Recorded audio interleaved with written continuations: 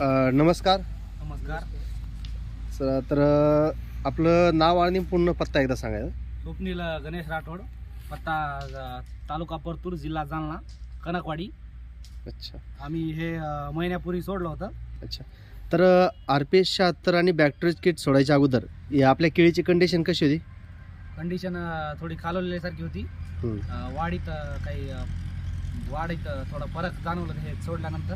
अच्छा अच्छा पांढऱ्या मुळ्याची संख्या वाढली, पानं थोडे हिरवे झाले. अच्छा अच्छा. म्हणजे वाढ चांगली झाली, याचा बुंदा सुद्धा मजबूत झाला आहे. हो. तर बरं, आपल्या मते आजूबाजूचे शेतकरी आहेत हां. त्यांनी केळीसाठी हे ऑर्गॅनिक जे आपलं RPS 76 आणि बॅक्टेरिया आहेत ही वापरायला पाहिजेत. हो, वापरायला पाहिजे. चांगलं आहे ते. बरं, हे औषधी सोडल्यानंतर तुम्हाला जरा महाग वाटते का, कसं वाटतं? नाही नाही, चांगले आहे, स्वस्त येतं ना, ऑर्गॅनिक आहे ना.